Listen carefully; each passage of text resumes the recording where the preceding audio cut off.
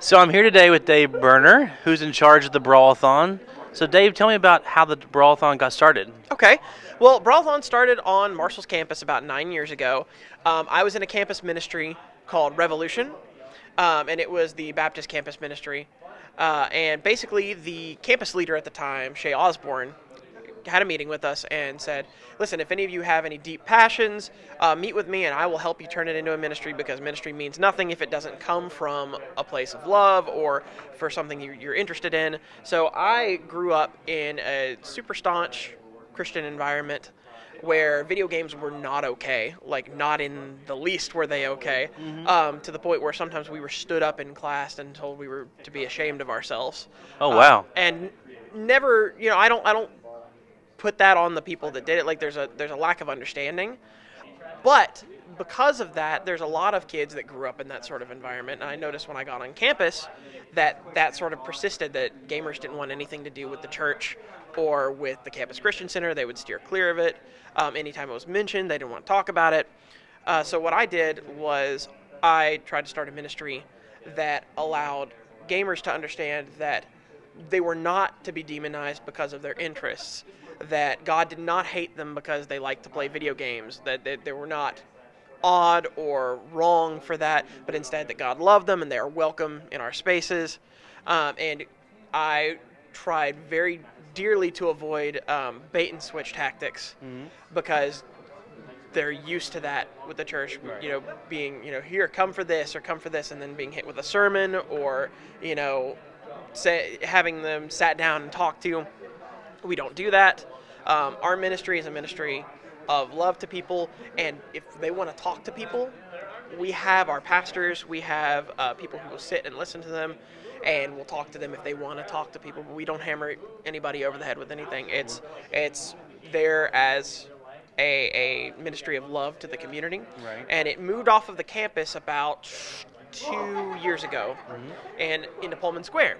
So now we're at Missio Day, where the Funny Bone used to be. Oh, yeah, the old Funny Bone, yeah. So we've got a really wonderful venue there, and we're thinking up new ways this year to allow people to talk about their worldviews and use gaming as a method to break down some walls and let people express, where they are in life and spiritually, and sort of like be able to have an open forum about that kind of thing and encourage that discussion for a group of people that a lot of the time is not really super social, outside of its own microcosm, if that makes any sense. Like I'm an extroverted gamer, and that's unusual. Yeah, you can have fellowship and ministry through like-minded gaming. Once you get in, it becomes a family all of its own. Absolutely, totally. And we want to hear what people have to say. And we want to hear about their experiences as well, and as well as share our own and what we've grown up with. A lot of the people that work at Brawl-a-thon have shared similar experiences growing up and are of a like mind and trying to move towards that end goal of breaking down some of those walls that have been built up. And the business that I work for, IgniteLink, which we started earlier this year around January, is sponsoring the event. Oh, okay. We're a local business that specializes in tech, graphics, and just as of recently, security. I'm the graphic designer for the business, so I get the luxury of doing all the advertisements and the t-shirt designs and things like that, but we're really lucky to have a crack team of professionals on there to help with streaming and running cable and everything like that to make sure the event is operating at peak performance. So we're lucky to have the business behind us. That's basically why we're here. We're promoting Brawl-a-thon and promoting our business to show people the two are, one, interrelated, and two, just to let people know about the event in November, because it's really exciting for us. Okay, so tell me, with IgniteLink, tell me what type of people you would be looking for, or when you came to IgniteLink, what was your educational background? How did you enter in to where if someone's watching this and thinking, I want to be a programmer, I want to be a graphic designer, what was your path so they might be able to learn from your path? Sure, absolutely. I went to Marshall for graphic design and got my bachelor's in graphic design, specialized in corporate identity and illustration.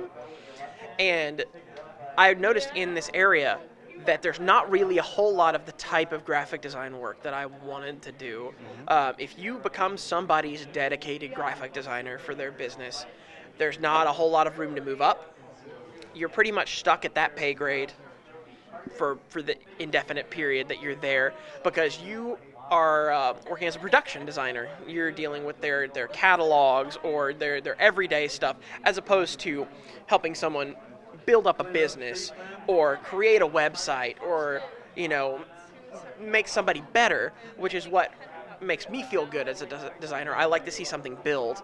And so after sort of like piddling away at that stuff and feeling really fatigued from it, I started this business with my friend Jed Horton, who is the owner of the business. He's the one who officially started the business. We went into business together with our friend Jonah Howerton and Brian Trippett, who are our finance guy, and Jonah sort of is the every purpose guy.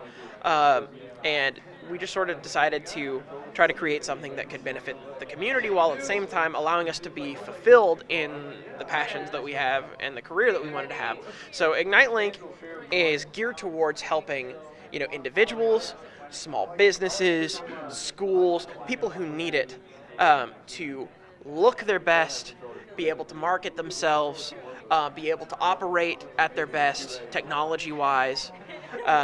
And that's sort of our end goal. And unfortunately, this area does not always value those things because we're sort of rural, and businesses fail because of it, unfortunately. And you see it time and time again. You know, a business will crop up in a bad location, have not great designs, and you'll be able to pick it apart, and then 2 months later they're gone. And we're trying to stem that and make sure that stops happening at an affordable price for a community that really doesn't have a huge budget to spend and really doesn't understand the value of it. So you kind of really have to stick your foot in that door until it hurts sometimes. But it's really fulfilling work, and we're really happy with the progress of the business so far.